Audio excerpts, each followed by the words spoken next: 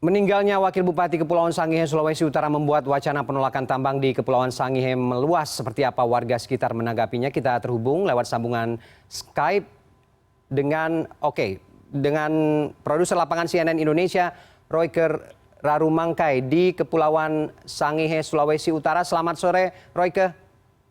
Ya, Mas Ferry. Ya, terima kasih Royke. Anda sehat di sana? Ya, sehat alhamdulillah. Oke, alhamdulillah. Royke, kita ingin mendapatkan deskripsi atau gambaran yang lebih rinci begitu. Seperti apa kemudian penolakan dan juga isu yang berkembang di kalangan masyarakat di sana terkait dengan tambang emas yang saat ini menjadi perbincangan dan justru sekarang banyak kejanggalan dan kecurigaan yang dipertontonkan. Apa yang bisa Anda sampaikan soal ini? Ya, baik Mas Ferry. Jadi seperti yang sudah saya bicara dengan beberapa warga, jadi mereka itu kebanyakan tidak tahu pasti mengenai tambang emas. Jadi yang mereka ketahui itu dari salah satu LSM yang saat ini sementara sosialisasi mengenai tambang emas Sangihe. Bagaimana masa depan Sangihe dan apa yang akan terjadi kira-kira dengan Pulau Sangihe. Jadi pengetahuan mereka mengenai tambang emas itu masih terlalu awam. Mereka belum terlalu tahu pasti akan terjadi bagaimana. Tidak seperti kalau misalnya di Manado atau di Bolangono atau di Minut, itu mereka kebanyakan sudah tahu pasti. Jadi yang ini hanya berdasarkan sosialisasi. Mereka sosialisasi dan juga dari mulut ke mulut. Dan tadi barusan saya juga sempat wawancara, memang warga di sini ada beberapa yang menolak dan ada beberapa juga yang tidak tahu, maksudnya belum tahu apa-apa.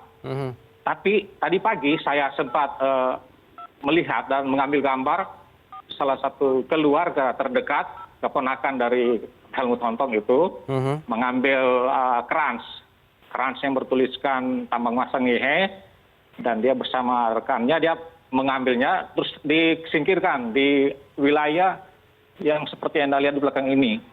Jadi krans itu sudah dikeluarkan, tapi pada saat saya tanya lebih mendalam, dia juga hanya bilang bahwa ini harus dikeluarkan karena perjuangan dari Helmut Hontong adalah menolak tambang emas.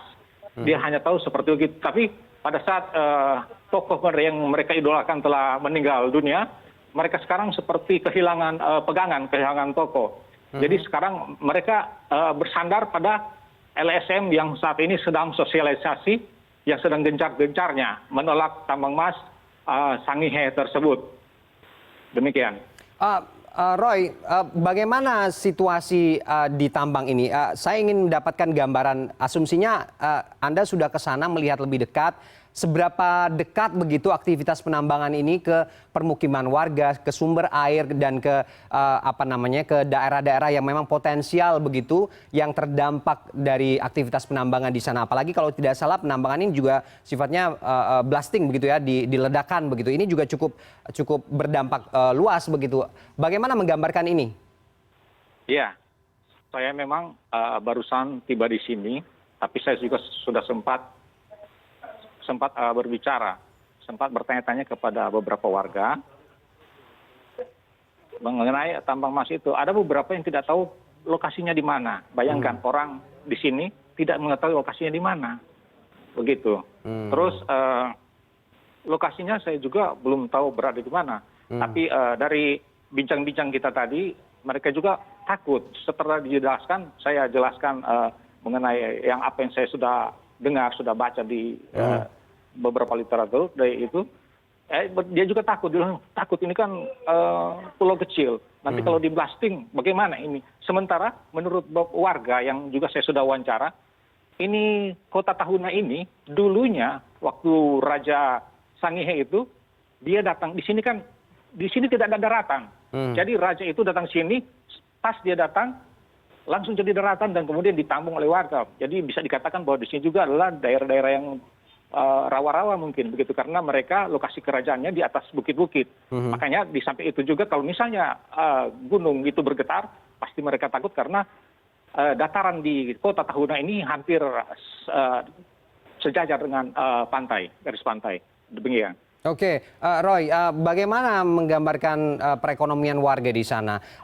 Seberapa besar kemudian Anda bisa melihat dampak ekonomi jika tambang ini tetap beroperasi? Karena memang sejak 87 kalau saya tidak salah tambang rakyatnya ini sudah juga berjalan begitu, artinya bisa ditambang oleh warga sekitar begitu. Tapi kemudian kita ingin melihat dari sisi ekonomi seberapa berpengaruh kemudian ini nanti terhadap kehidupan masyarakat di sana. Ya, baik. Seperti yang juga saya sempat berbicara dari beberapa orang, mereka warga Sangihe ini sudah termasuk sudah berkecukupan karena hasil bumi mereka. Mereka itu kebanyakan di sini sudah terkenal dengan hasil bumi, pala, kopra, dan cengkeh. Jadi seperti yang saya sudah lihat itu rata-rata hampir setiap rumah itu ada minimal ada motor untuk mereka, dan hampir setiap rumah-rumah itu ada kios, misalnya jual warung-warung kecil, berjualan, ada jual pulsa macam-macam. Jadi mungkin tidak akan berpengaruh, mungkin hanya untuk segelintir orang saja yang akan berpengaruh kalau dari perbincangan saya dengan beberapa warga begitu. Oke, baik. Terima kasih. Produser lapangan CNN Indonesia Roy Kerumangkang yang sudah melaporkan langsung dari kawasan Tahuna di Kepulauan Sangihe. Kita berharap kemudian dengan penolakan dengan aktivitas tambang yang membawa dampak buruk terhadap masyarakat ini bisa disuarakan lebih kencang dan lebih keras agar tidak berdampak buruk bagi kesejahteraan hidup masyarakat di sana. Terima kasih.